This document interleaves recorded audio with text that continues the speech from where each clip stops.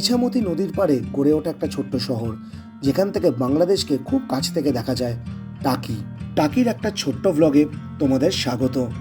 আজ আমি টাকির মেন কিছু জায়গা তোমাদের ঘুরে দেখাতে চলেছি। আর সবার শেষে আমি এমন একজনের সাথে তোমাদের পরিচয় করাতে চলেছি, যার সাথে যদি তুমি টাকিতে ঘোরো তাহলে কিন্তু খুব ভালোভাবে টাকিকে এক্সপ্লোর করতে পারবে। কালী পুজোর জাস্ট আগেই সকাল সকাল আমার স্ত্রী সুকন্যাকে নিয়েই টাকির উদ্দেশ্যে বেরিয়ে পড়লাম, আর সাথে আমার পক্ষীরাজ। আমরা যাওয়ার রুট প্ল্যান করেছিলাম বারাসাতে চাপাডালি মোড় হয়ে বসিরহাট হয়ে টাকির দিকে, যেটা আমাদের লাগছিল প্রায় 100 কিলোমিটারের মতন।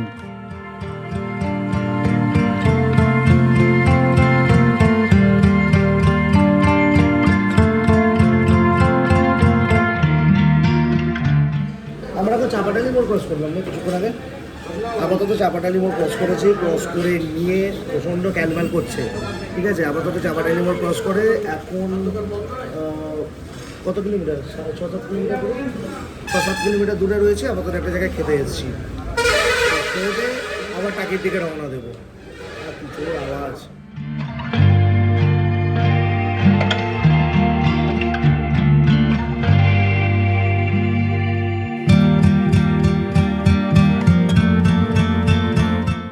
আমরা আপাতত টাকিতে চলে এসেছি।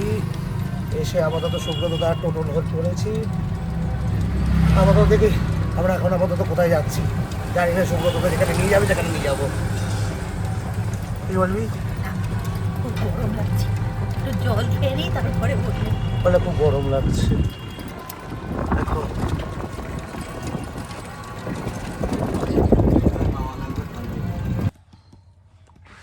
এবার কার বাড়ি বলে তুমি? জেনারেল শঙ্কর রায়চৌধুরীর বাড়ি। জেনারেল শঙ্কর রায়চৌধুরী। আমাদের বাংলাদেশ যখন স্বাধীন হয় তখন যিনি সেনাপ্রধান ছিলেন তার বাড়ি। আচ্ছা, বাংলাদেশ মানে 1947 সালে, না বাংলাদেশ স্বাধীন হচ্ছে 71 সালে সেনাপ্রধান যিনি ছিলেন আমাদের ভারতের। একমাত্র বাঙালি সেনাপ্রধান, উনি ছাড়া বাঙালি আর কেউ হয়নি। ঠিক আছে, বাহ, এটা ভালো ইতিহাস জানতে পারলাম সুন্দর করে। আর এই বাড়িটা কার ছিল? এই যে এই বাড়িটা ওই সময় মানে জমিদারি আমলে জমিদারদের নায়েবের বাড়ি। নায়েবের বাড়ি ছিল এইটা। হ্যাঁ, আর এইটা হচ্ছে জেনারেল।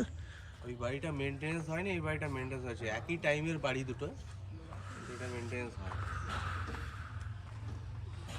পিছনে ওই বাড়িটা দেখে আসুন, ওটা হচ্ছে গয়নার বাক্স শুটিংয়ের বাড়ি। কার বাড়ি? ওই যে গয়নার বাক্স সিনেমা, হ্যাঁ হ্যাঁ হ্যাঁ, ওই বাড়িটা এই পাশ সাইড, এই সাইড, এই সাইডে। এই এদিকে এদিকে ওই।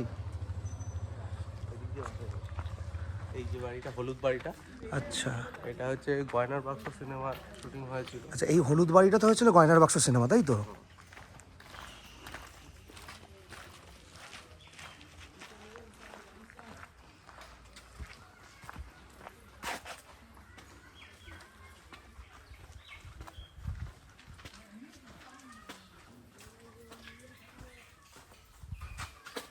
এই বাড়িটাতে গয়নার বাক্স সিনেমা শুটিং হয়েছিল। ওকে,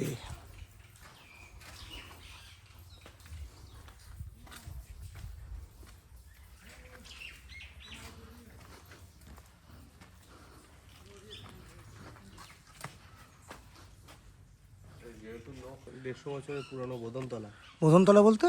এই যে হচ্ছে ইয়ের গোড়াটা যে বাঁধানো আছে না, হুম হুম হুম, বেলগাছের গোড়াটা, আচ্ছা এইখানটায় হচ্ছে দুর্গাপুজোর প্রথম যে ঘরটা বসে, প্রথম যে বোদনটা হয় সেটা এখানে। এইটাও কি সেই সেনাপ্রধানের বাড়ি এটা? হ্যাঁ, এটা ওনার বাড়ি দুর্গাতলায়।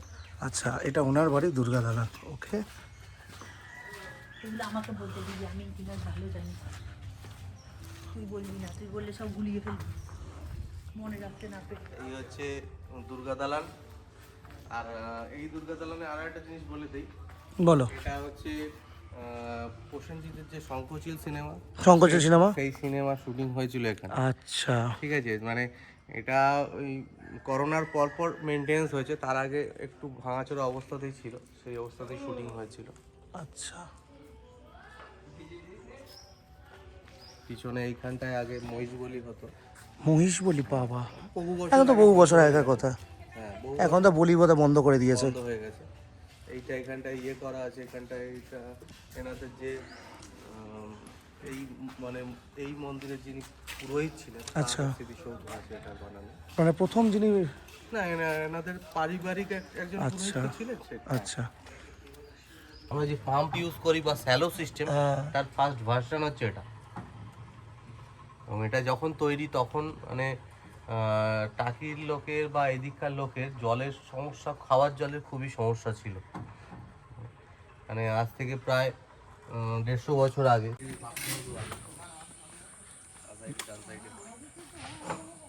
বিসর্জন সিনেমায় জয়া আহসানের বাড়ি ছিল এইটা।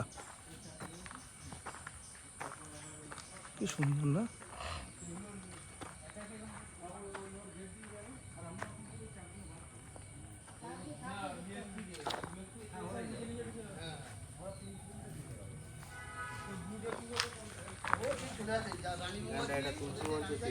এই জায়গাটাতে আর্টিফিশিয়াল তুলে নিয়ে গেছে, আচ্ছা, ওই সিনেমার জন্য তৈরি করা হয়েছিল। সাথে করে নিয়ে এসেছিল, ওরা বসিয়েছিল, আবার তুলে নিয়ে চলে আবার তুলে নিয়ে চলে গেছে। সামনের দিকে বারান্দা, সেম এরকম একটা বারান্দা আছে পিছনে, তো ওই বারান্দাটা চওড়া। এর পেছনেই রয়েছে। হ্যাঁ, পিছন দিকে। এটা অ্যাকচুয়ালি কিন্তু একটা আটচালা ঘর। হ্যাঁ, আটচালা ঘর। এই সাইডটা বন্ধ করে একটা কামরা তৈরি করা রয়েছে। আচ্ছা মানে ওই সিনেমাতেই দেখিয়েছিল জয়া হাসানের যে শ্বশুরমশাই যিনি মারা যান, আচ্ছা, হ্যাঁ, ওনার যে ঘরটা দেখিয়েছিল সেটা এই ঘর। সেটা এই দিকটা। হ্যাঁ, এই ঘর। ওকে।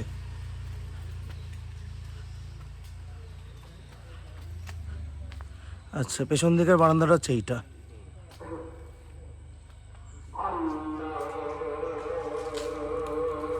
জয়া হাসান ঝাড়টার দিত, সব চুরিগুলো বলে এই জায়গায়। সব এই জায়গাটাতে।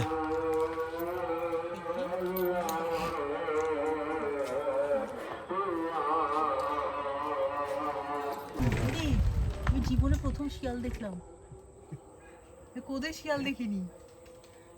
গেলে চলে যাবে, ওই জন্য দাঁড়িয়ে গেলাম। আমরা এখন যাচ্ছি মিনি সুন্দরবন। 10 টাকা করে টিকিট নিল। ভেতরে মানে যেখান থেকে আমাদের টোটো ছাড়লো প্রথমে, সেখান থেকে বিএসএফ এর যে একটা ক্যাম্প রয়েছে, সেখানে গিয়ে তোমাদের আইডি প্রুফ সমস্ত জমা নিতে হবে, মানে জমা দিতে হবে ওখানে। ওরা সমস্ত কিছু স্ক্যান ফ্যান করে নিয়ে সমস্ত কিছু ডকুমেন্ট রাখবে। দেখো বাছুর। হ্যাঁ, দেখেছি, জীবনে প্রথমবার দেখলি। এখানে এবারে ওখানে জমা রেখে উল্টো দিক থেকে তোমার আবার বেরিয়ে এসে ওখান থেকে একটা টোটো নিতে হবে। সেটা হচ্ছে তোমার যাতায়াতে 60 টাকা বললো আমাদের। তো আপাতত যাচ্ছি মিনি সুন্দরবনে, তোমাদের কিছু ভিউ দেখাই।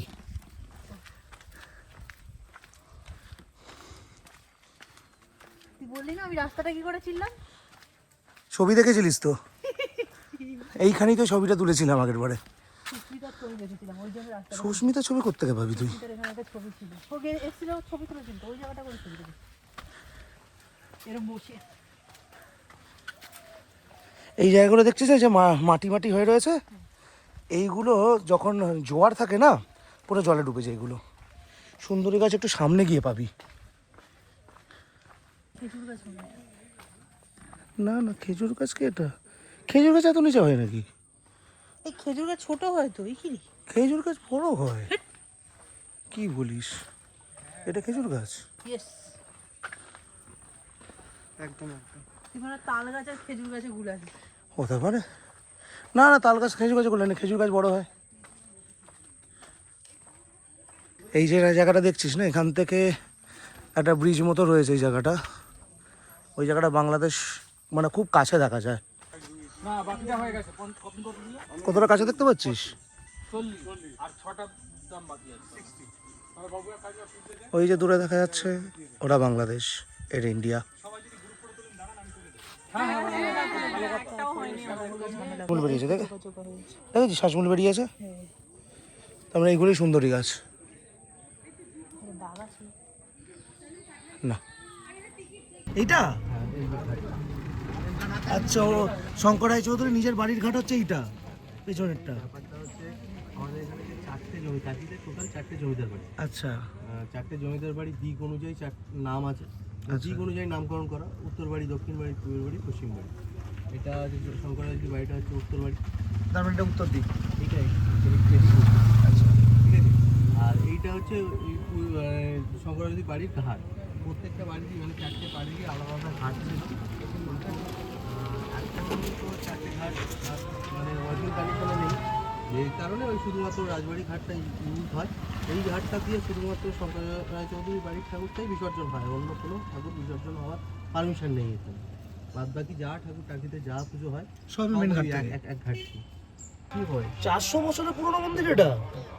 হবে, মানে এটা এটা হচ্ছে জমিদারি আমলের মন্দির, প্রপার জমিদারি আমলের মন্দির, জমিদারদেরই মন্দির। ব্যাপক মেনটেন্স হয় এটা, মানে ওই বলতে গেলে 2 বছর 3 বছর অন্তর অন্তর টুকটাক কাজ এর হতেই থাকে। 400 বছরের পুরনো শিব মন্দির। এতগুলো জায়গা দেখার পরে ফাইনালি চলে এলাম আমরা টাকি পুবের রাজবাড়িতে। যখন আমরা গিয়েছিলাম তখন সদ্য দুর্গাপুজো শেষ হয়েছিল বলে বেশ কিছু ডেকোরেশন তোমরা কিন্তু দেখতে পাবে।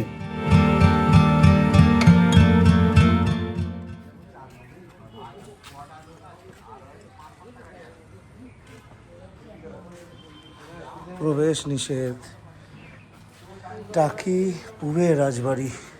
এখন দেবে কোনে, এখন হয়তো আরো 10 দিন দেবে কোনে, তারপর তো দেবে। ওখানে দাঁড়াতে গেলে সারা বছর দাঁড়াতে, অক্সিজেন না দাঁড়ালে ওখানে হয় না। এই যে যেটা দেখাচ্ছিলাম, বলো। এখানটায় হচ্ছে এই আমাদের এই যে পুবের বাড়ি যে আগে বলি হতো, বলির দুটো খাড়া রয়েছে, মহিষ বলি হতো আচ্ছা। এখানে। এখানে খুব মহিষ বলি বন্ধ হয়েছে, খুব বেশি দিন হয়নি, 10-11 বছর হবে। এই যে এইটা মহিষবলির খাড়া।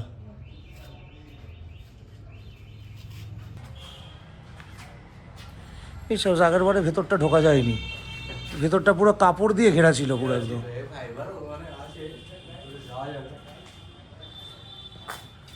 এইখানটা অনুষ্ঠান হয় টুকটাক কোনো মানে ইয়ের জন্য ভাড়া নেওয়া যায়, কেউ জন্মদিন বা ইয়ের কোনো রিসেপশন করলো তার জন্য ভাড়া নেওয়া যায়, বিয়ে বাড়ির জন্যও দেয়। এটা অ্যাকচুয়ালি ছিল জমিদার বাড়ির বিচার ঘর। বিচার ঘর কোনটা? এইটা ছিল বিচার ঘর। এটা বিচার ঘর ছিল, কেউ দোষ করলে পানিশমেন্ট পেতো এখানে।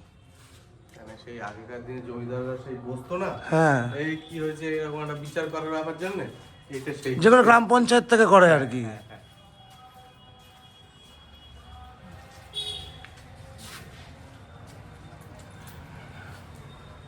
এই জায়গাগুলো সব আগের বারে কাপড় দিয়ে ঘেরা ছিল, এই জায়গাগুলো পুরো ফার্স্ট টাইম যখন এসেছিল। এইটা হচ্ছে সামনে, এইটা হচ্ছে গাড়ি বারান্দা, মানে হ্যাঁ, গাড়ি যখন ঢুকতো গাড়ি নিয়ে। গাড়ি ছিল, যে বাড়িতে গাড়ি ছিল সে গাড়ি বারান্দা, এই বাড়িতে গাড়ি ছিল। আর ওই পশ্চিম বাড়ি যেটা ভেঙে গেছে ওইটা তো নেই, টোটালি নেই, যেখানটা পার্কিং করছেন না হুম হুম। ওটা একটা বাড়ি ছিল। আচ্ছা, ওটা ওটা পশ্চিম বাড়ি ছিল। অনেকটুকু রয়েছে, এটাও তো মেনটেনেন্সে রেখেছে, এই যে খুব রিসেন্টলি মেনটেনেন্স হয়েছে, এই এখনো মেনটেনেন্সের কাজ চলছে, এখনো মেনটেনেন্সের কাজ চলছে। এখানটা একটা মানে একটা থাকার জন্য একটা ইয়েও হচ্ছে, গেস্ট হাউস টাইপের। সেটা হয়তো 1-2 বছরের মধ্যে রেডি হয়ে যাবে। এটা তো এইটাই বোধহয় তোমার মহিষবলির জায়গাটা না?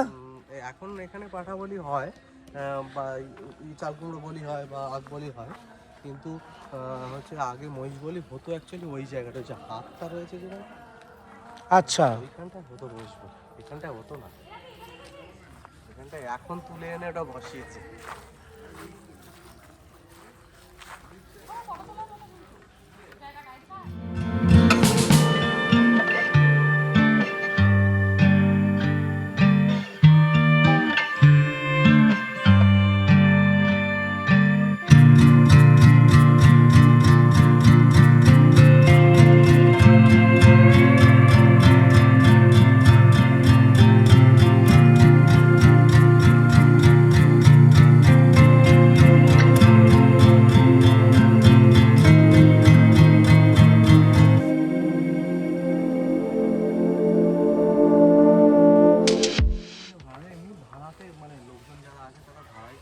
বিসর্জন সিনেমায় গণেশ মণ্ডল নামক যে ক্যারেক্টারটা ছিল, যেটা অভিনয় করেছিলেন অভিনেতা কৌশিক গাঙ্গুলি, তার বাড়ি ছিল এইটা।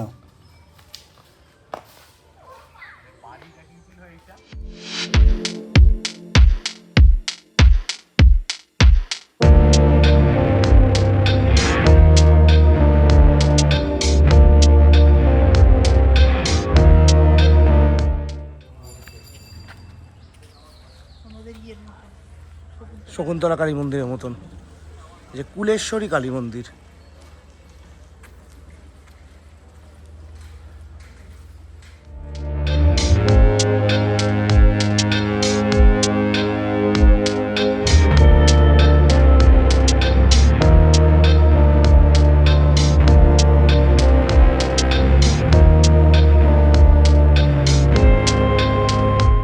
সন্ন্যাসী হয়, আচ্ছা, এই দেল অনুষ্ঠান যেটা বলে না, দেলে সবাই মানে সব সন্ন্যাসীরা এখানে আসবে ধুনো পড়াতে, এরকম ভাবে ধুনো পড়াবে আচ্ছা। নিয়ে এখানে পুরো এই মন্দির এটা কি এখানকার পুরো ট্রেডিশন? হ্যাঁ 3 বার পরিক্রমা 400 বছর ধরে চলে আসছে, লেখা রয়েছে। পুরো মানে 3 বার ধরে এই মন্দিরটাকে প্রদক্ষিণ করবে, করে ওই আগুন নিয়ে বেরিয়ে চলে যাবে। মানে ওই সময় আপনাকে মানে ফল হয়নি কালী পুজোর সময়। দাঁড়িয়ে থাকতে ঠেলে নিয়ে চলে আসবে, এত ভিড়।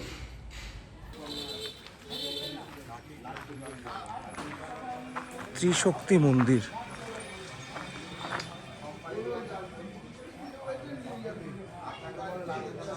এই যে কালকে মনে হচ্ছে বলি হবে।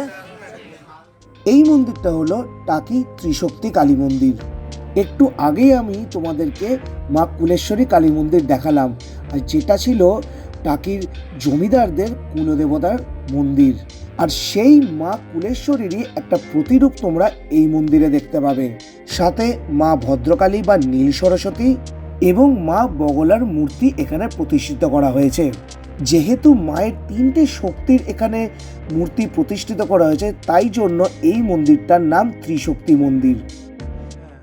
আমাদের টুরিস্ট স্পট, ওই বাংলাদেশের টুরিস্ট স্পট দেখা যাচ্ছে, ওটা হচ্ছে কেয়া পাতার জঙ্গল।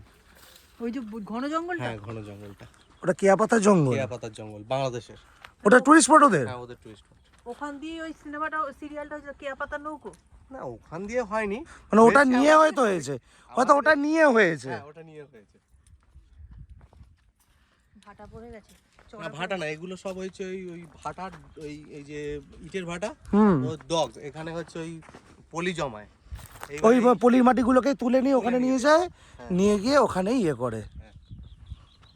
এই দেখ এখানে মানে এখানে প্রচুর শুটিং। বিটা, এটা ব্লুটেল বিটা পেতে পারিস। মহাপ্রভু শ্রী চৈতন্য বলে একটা সিরিয়াল হতো, হ্যাঁ, যিশু সেনগুপ্ত ছিল, ওর জন্য এই গোড়াটা বাঁধানো। মানে এই আচ্ছা, গোড়াটা এরকম ছিল না, এত উঁচু ছিল না, ওইটার জন্য এই সিরিয়ালটা। তো বহু বছর আগেকার কথা গো। হ্যাঁ হ্যাঁ, সামনে তো ওই তো ঢিপি পর্যন্ত তো যেতেই পারবো। ওই অবধি যেতে পারে, উপরটায় উঠতে বারণ করলে আর ওইটাই যেতে পারে। ওইটাতে আমি উঠবো না, করে এসে বাংলাদেশ চলে যাবো, মেরে পাঠাবে কেউ। বলে ধূপ করে পরে নাকি বাংলাদেশ চলে যাবো। হ্যাঁ, সাঁতার কাটতে পারি না তো, ডুবে যাবো তো জলে। এইখানটায় এই জায়গাটায় যদি নৌকায় আসা যায়, এইখানটায় মোটামুটি দুটো স্রোত আলাদা আলাদা বোঝা যায়। এই দেখ, এই ভিডিওটা করে, কোনটা? প্রজাপতি। আচ্ছা, ছোট এই দিকেরটা হচ্ছে ইছামতি নদী, তাই তো? আর ওই দিকেরটা কি? ওই দিকে যেটা যাচ্ছে ওটা হচ্ছে কালিন্দী। ওই ও পাশেরটা কালিন্দী, আর এই পাশেরটা কি? বিদ্যাধরী। আচ্ছা, 3টে কালার এই পাশ থেকে বিদ্যাধরী, এই পাশ থেকে কালিন্দী। কালার আলাদা দেখতে পাবে, সেটা মায়াপুরে গেলে। আলাদা না, একটু ঘোলা আছে, একটু ঘোলা আর একটু ইয়ে থাকে, এটা থাকে, ওটা জলে গেলে বোঝা যায়, একটু আলাদা আলাদা ইয়ে পড়ে। মাঝখানে এটা এরকম লম্বা কি চাই? কোনটা?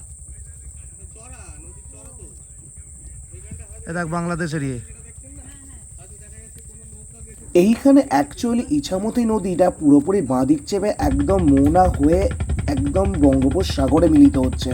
আর ডান দিকে যে নদীটা যাচ্ছে সেটা অ্যাকচুয়ালি ডাঁসা নদী। ডাঁসা নদীটা কিছু দূর যাওয়ার পরে দুভাগে ভাগ হচ্ছে, তখন সেটা একদিকে ডাঁসা নদী হিসেবে বেরোচ্ছে, আরেক দিকে কালিন্দী নদী হিসেবে বেরোচ্ছে। ভেতরে ইট সাজিয়ে পুরো এর ভেতরে কি তোমার ইয়ে করে? ওই যে গোল গোল যে হ্যাঁ দরজা মতন যেগুলো আছে, হ্যাঁ, ওগুলো হচ্ছে ধোঁয়া বেরোনোর জন্য। আচ্ছা। ধোঁয়াটা পুরো ওর মধ্যে সার্কুলেট হয়ে ভিতরে উপর দিয়ে বেরোয়। আচ্ছা আর ওখান দিয়েই ওইটাই হচ্ছে আবার কয়লা দেওয়ার জায়গা। আচ্ছা, কয়লাও মানে ওর ভেতরে ইট দিয়ে ওখানটাতে পড়ে ধোঁয়াটা পড়ে এই ওপর দিয়ে পুরো বেরিয়ে যায়। এই ভিতর মানে মাটি সাজানো রয়েছে, ভিতরে পুরো ফাঁপা। মানে বাই চান্স যদি কেউ পা ফসকায়, পুরো যদি পড়ে যায়, শেষ। তো একদম শেষ। মানে টেম্পারেচার সাংঘাতিক টেম্পারেচার। ট্রাক্টরতে মাটিটাকে প্লেন করছে যাতে ইটগুলো সমান থাকে।